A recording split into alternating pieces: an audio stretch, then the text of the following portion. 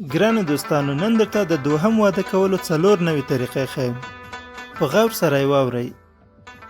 اوله طریقه یې دا ده چې څنګه ښه غوږ مو ورته نیولې ده، هغه یوه خو مو ښه وساتله چې اوس بله کوئ. ها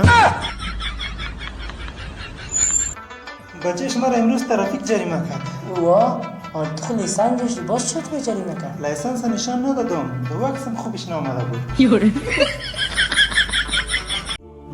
زما ورونو، د ریاکاري نه ډډه وکړئ. کله چې نیکي کوئ نو پټه یې کوئ، داسې پټه یې کوئ لکه موږ واده کړي سړي چې د کور کارونه کوو.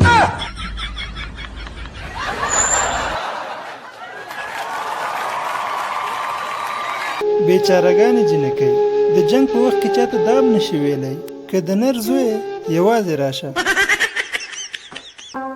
ستا په یادونو کې دومره لرې تللی یم چې اوس د واپس راتلو لپاره د رکشې والا 2000 روپۍ کرایه غواړي.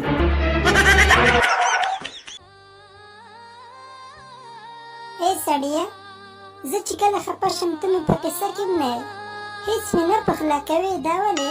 که په ورځ کې 2 یا 3 ځله ته خفه کېدې نو ما به پخلا کړې وې. په ورځ کې 1400 وارې خفه کېږي، نو دې کې زما څه ګناه ده؟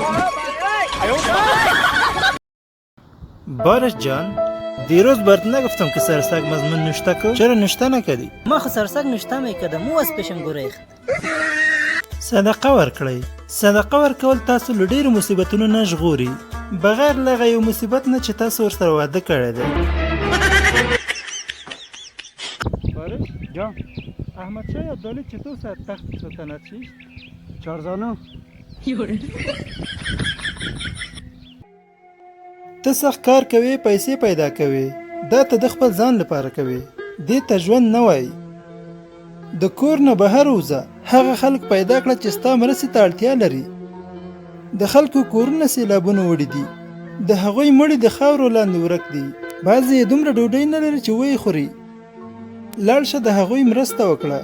کله چې ته پوه شوې چې ستا له وجې د یو چا ژوند بدل شو، یا ستا له وجې چا د ژوند کولو هیله له لاسه ورنه کړه، دا هغه ورځ ده چې تا ژوند کړی او ته ژوندی یې.